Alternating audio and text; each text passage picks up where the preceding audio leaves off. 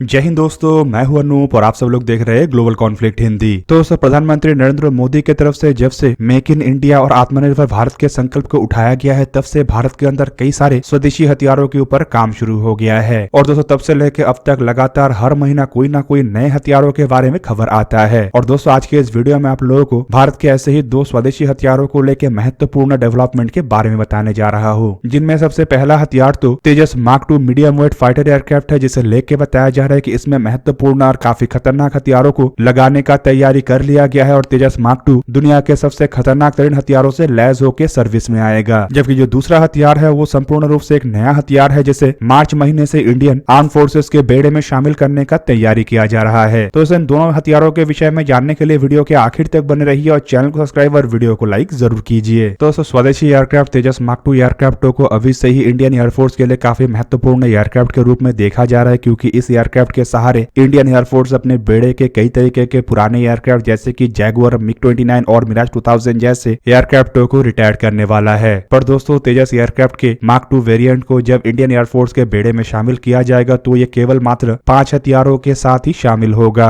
और एयरक्राफ्टों को शामिल करने के बाद एक एक करके एयरक्राफ्टों में और डेडलियर हथियारों को जोड़ा जाएगा। बेसिकली दोस्तों ये जो 5 हथियारों के साथ तेजस मार्क 2 एयरक्राफ्टों को सबसे पहले इंडियन एयरफोर्स के बेड़े में शामिल करने का इरादा बनाया जा रहा है, ये कुछ और नहीं बल्कि एयरक्राफ्टों के जल्द से जल्द इंडक्शन के प्लान के अंतर्गत ही है। एरो इंडिया 2023 एग्जीबिशन शुरू होने से पहले ही तेजस मार्क 2 एयरक्राफ्टों को लेकर इन बातों का खुलासा किया गया। रिपोर्ट के मुताबिक तेजस मार्क 2 एयरक्राफ्टों को जब इंडियन एयरफोर्स में इनिशियली शामिल किया जाएगा तब इसमें केवल मात्र 5 अलग अलग टाइप के हथियार होगा। और दोस्तों ये सब हथियार असल में एयरक्राफ्टों के अति आवश्यक हथियार या फिर कहा जाए तो एयरक्राफ्टों के बेसिक हथियार होगा। दोस्तों इन 5 हथियार को लेकर फिलहाल रिपोर्ट में दावा किया जा रहा है कि इनमें से सबसे पहला हथियार असल में विंग टिप में लगने वाले क्लोज कॉम्बैट मिसाइल है, जो कि संभावित एसरा मिसाइल के साथ ही एयरक्राफ्टों में जुड़े। जबकि इसके अलावा एयरक्राफ्ट में 2 beyond visual range air to air मिसाइलों के साथ एयरक्राफ्टों को इंडियन एयरफोर्स के बेड़े में शामिल किया जाएगा। और ये 2 beyond visual range air to air missile असल में स्वदेशी अस्त्र मार्क 1 और अस्त्र मार्क 2 जैसे मिसाइल होगा। जबकि इसके अलावा जो अन्य 2 हथियारों को इसमें जोड़ के इसे इनिशियली इंडियन एयरफोर्स के बेड़े में शामिल किया जाएगा, वो हथियार है स्मार्ट बॉम्ब, जैसे कि smart anti airfield weapon system और लेजर गाइडेड बॉम्ब, जो कि एयरक्राफ्टों के इनिशियल हथियार के रूप में ही एयरक्राफ्ट में जुड़ेगा।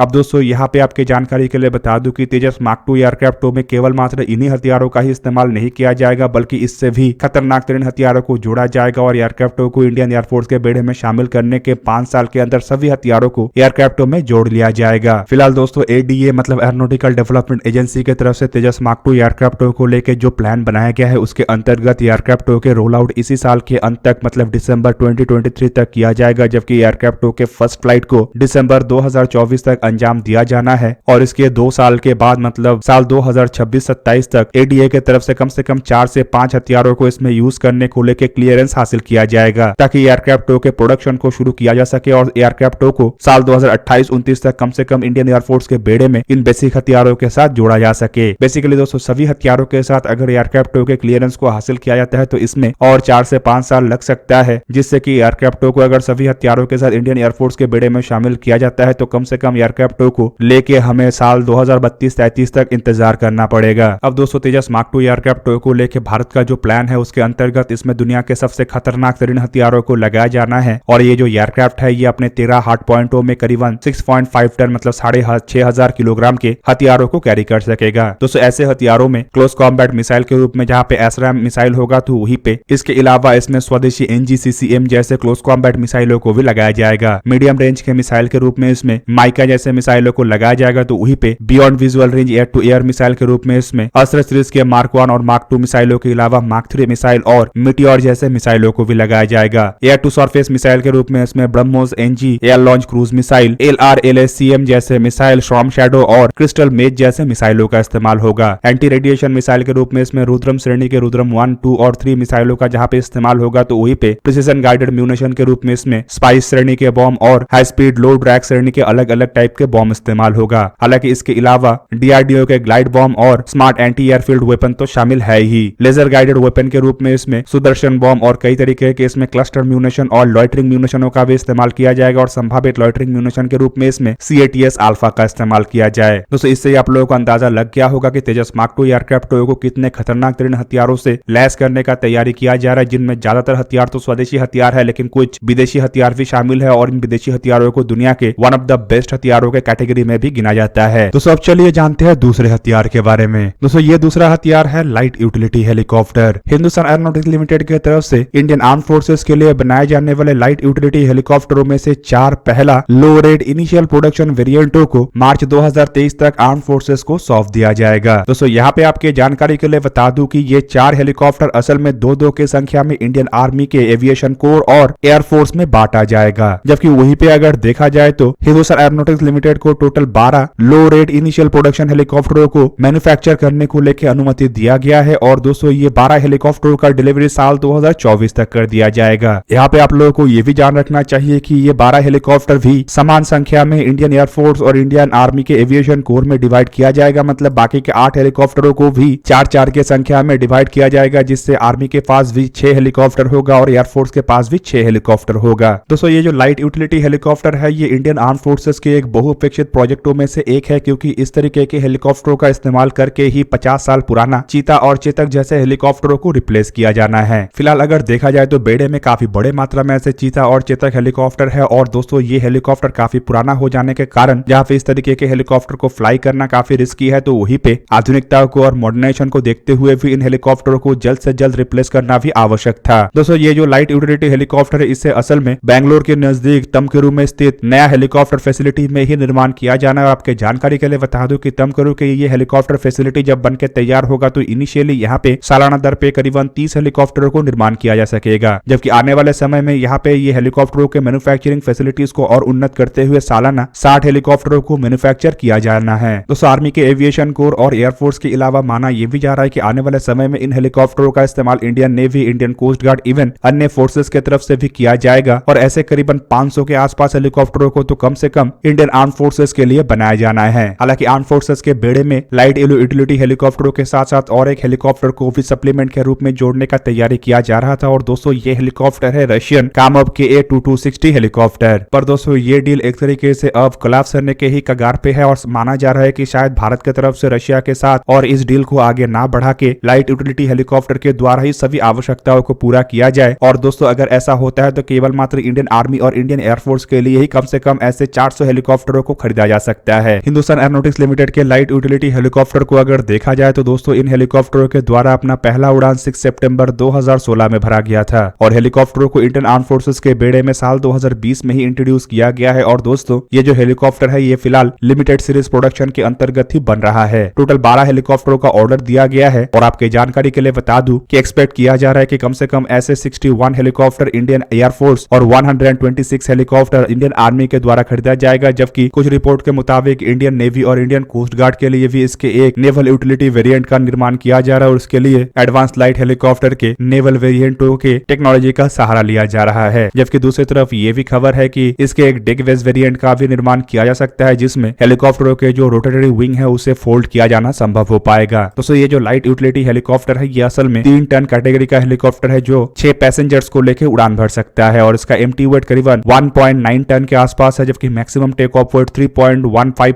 टन के आसपास है। हेलीकॉप्टर में एक ही इंजन का इस्तेमाल हुआ है जिसका क्षमता 798 किलोवाट है, जबकि इसका जो रोटेटर है इसका डायमीटर करीबन 11.6 मीटर है। हेलीकॉप्टर करीबन 235 किलोमीटर पर आवर की रफ्तार में उड़ान भर सकता है, जबकि इसका रेंज करीबन 350 किलोमीटर, जबकि इंटरनल फ्यूल के साथ ये लगातार 500 किलोमीटर तक उड़ान भर सकता है। 6.5 किलोमीटर की ऊंचाई में जाने सकने वाले ये दुनिया का एकमात्र ऐसा लाइट यूटिलिटी हेलीकॉप्टर है। तो दोस्तों ये था आज का वीडियो। अगर आपको वीडियो अच्छा लगा तो लाइक कीजिए और मेरे चैनल को सब्सक्राइब कीजिए और साथ में बना हुआ बेल आइकन को भी प्रेस कर दीजिए ताकि आप मेरा वीडियो देख पाए सबसे पहले। जय हिंद।